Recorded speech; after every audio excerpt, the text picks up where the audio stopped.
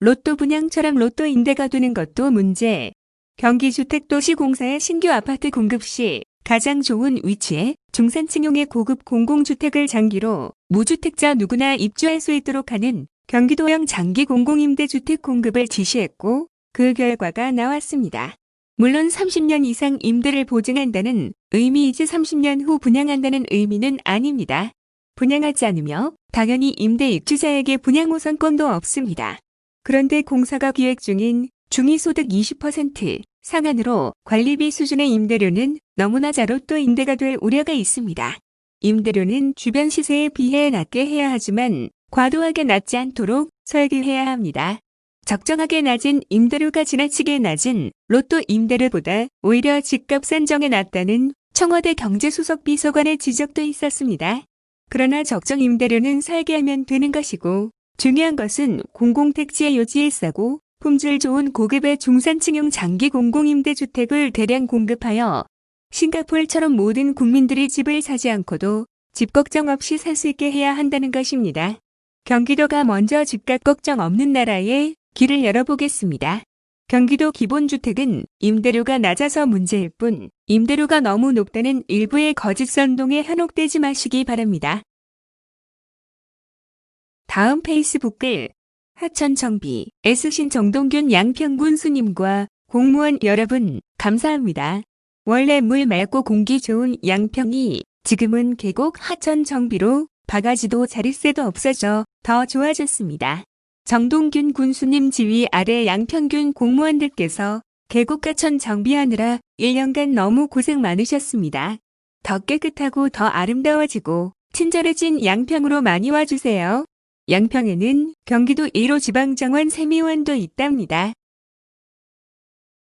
다음은 부동산 거래 거짓 신고자 적발 뉴스입니다. 부동산 거래를 하면서 거래가를 낮춰 신고하는 등 거짓 신고를 한 이들이 경기도 특별조사에 적발돼 총 3억 5천만 원에 달하는 과태료 처분을 받았다.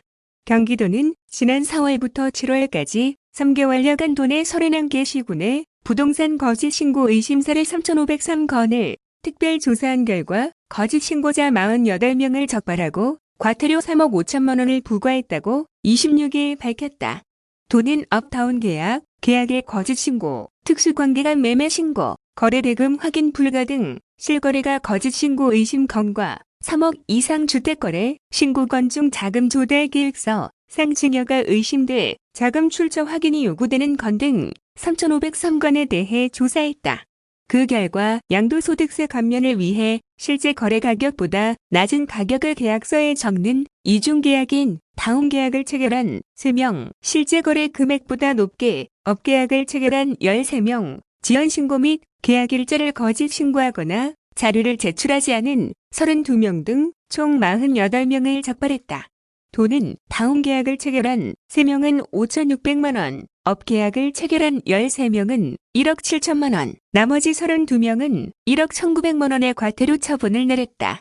이와 함께 도는 부동산 매도, 매수자가 가족, 친척 등 특수관계로 확인되거나 주변 시세에 비해 터무니없는 가격으로 거래를 신고한 155건을 국세청에 통보하고 양도세 탈루 등의 불법 여부가 없는지 세무조사를 요청했다. 유형별로는 특수관계 매매 77건, 거래가격 의심 14건, 거래대금 확인 불가 46건, 대물변제 14건, 기타 4건이다.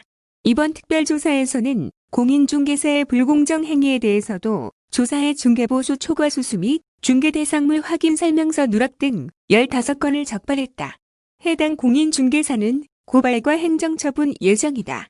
주요 적발 사례를 보면 수원시 매도자 A씨는 홈의 실동이 토지 분양권을 공인중개사 B씨의 중개로 매수자 C씨에게 분양 금액인 4억 1천만 원에 매매했다고 실거래 신고했다. 조사 결과 프리미엄 1억 1천만 원을 더한 5억 2천만 원에 거래한 사실이 드러나 매도자, 매수자 및 공인중개사의 과태료 5,600만 원을 부과했다. 광주시 매도자 D씨는 매수자 E씨와 오토읍에 소재한 연립주택을 거래하면서 3억 5천만 원으로 신고했으나 실제 거래 금액은 3억 1천만 원으로 4천만 원 높게 신고한 사실이 적발됐다. 도는 매도자와 매수자에게 1,860만 원의 과태료를 부과했다. 광명시 매도자 F씨와 매수자 G씨는 천산동 아파트를 3억 8천만 원에 매매 계약을 체결하고 실거래 신고했으나 조사 결과 두 사람이 모녀간으로 밝혀져 증여세 탈루 혐의로 국세청이 통보했다. 현재 도는 이번 적발 사례 이외에 혐의 없음으로 종결된 2168건을 제외한 나머지 1151건에 대해서도 추가 조사를 진행하고 있으며 결과가 나오는 대로 과태료 부과 및 세무조사를 의뢰할 계획이다. 홍지선 경기도 도시주택실장은 하반기에도 공정하고 투명한 거래 질서 확립을 위해 부동산 거래 거짓 신고 의심건에 대한 특별 조사를 실시할 계획이라고 말했다. 다음은 선감학원 뉴스입니다. 경기도는 선감학원 입소자의 심리적 회복을 위한 치유 프로젝트 찾아가는 상담실을 오는 11월까지 시범 운영한다고 26일 밝혔다. 선감학원은 1942년 5월 일제강점기 말 조선소년령 발표에 따라 안산시에 설립된 감화원이다.